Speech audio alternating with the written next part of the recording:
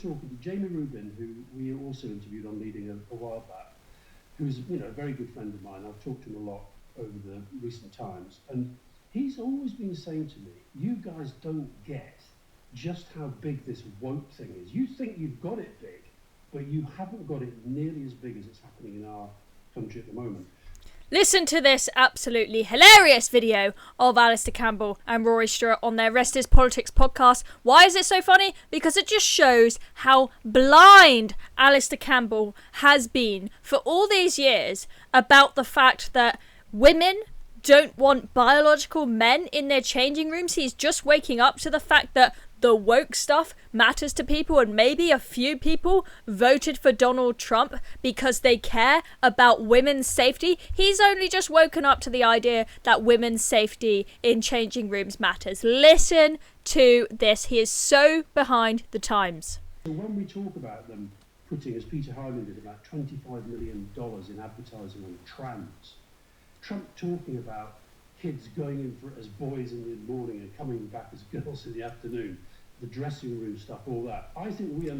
The dressing room stuff, all that. That is the line of this video that is going absolutely viral on Twitter. J.K. Rowling has got involved. Rosie Duffield's get involved. We'll have a look at that in a moment. But basically, Alastair Campbell there, I mean, he still seems to be kind of brushing it away. Like, oh, the dressing room stuff.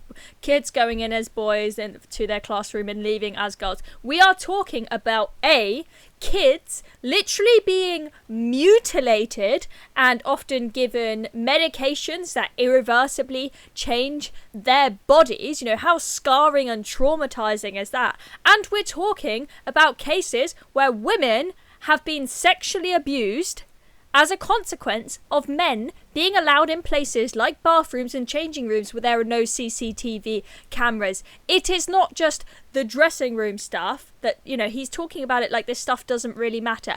It matters, and he's only just a little bit starting to wake up to that fact. Underestimated how much that was getting through to people. And finally, Roy, the point that Nigel Farage made to me, he was totally blunt about it when we spoke on whatever day it was, the other day, Wednesday. He said, look, you guys may not like it, but in a world of turmoil, young men want an alpha male leader.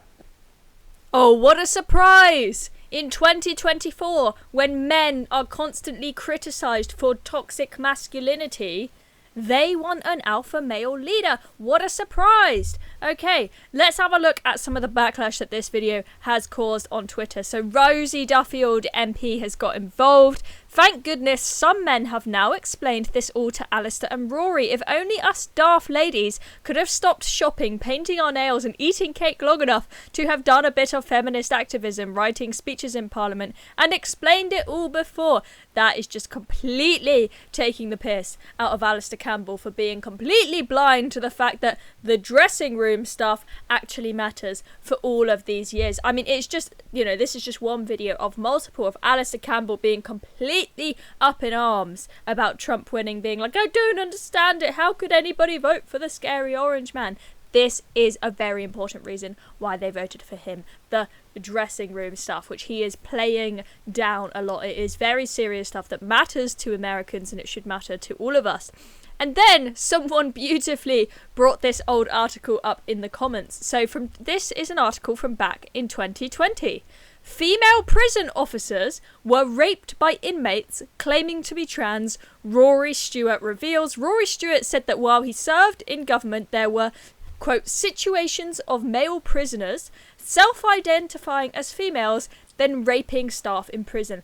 That sounds pretty serious if you ask me. That sounds like something that we should try to stop from happening, i.e. we shouldn't allow trans women, i.e. biological men, into female prisons. But then, 2024, this person says, Roy Stewart is saying, why is J.K. Rowling so angry about trans ideology?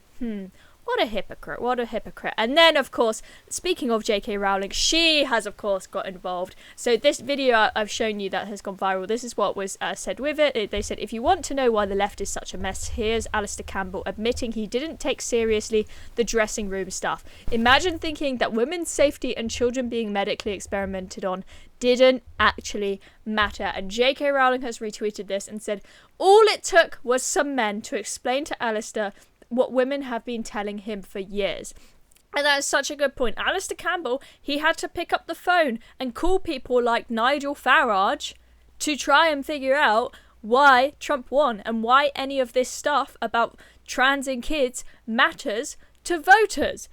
He's finally woken up. And then, of course, Alastair Campbell responded to this because he cannot just put his hands up and take some responsibility. He says to J.K. Rowling, "Not like you to misrepresent what someone is saying, J.K. P.S. I am more influenced by the two most important women in my life, at School Truth and at Grace Campbell, than any man." And then, this is beautiful what J.K. Rowling did here. She dug up the dirt from 2020, an old tweet from Grace Campbell saying, "If you're as furious as I am at J.K. Rowling, the turf, striking again, please consider donating to this fund here." I haven't looked at her GoFundMe there, but I mean, if she's getting people to give her money so that she can fight a war of words against J.K. Rowling on trans, I mean, that's pretty pathetic.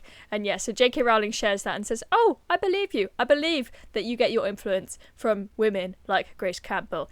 Absolutely on fire, J.K. Rowling, as usual there. And I think Alastair Campbell, with this election, has really shown himself to be a complete moron. That's just one example. We've had the tweets of him sharing Elon's tweets saying Trump has obviously lost, you're faking it, you're making it up. You know, the ex-charlatans, I think is what he said, have been told to make up a fake hype to pretend that Trump is leading in the polls when actually they know that he's lost. And then he was proven very, very wrong. It was absolutely hilarious. Same with Rory Stewart, who tweeted saying Kamala is going to win by an absolute landslide. Anyone who's saying it's close is an idiot. And how they were proven wrong. These two men can get in the bin.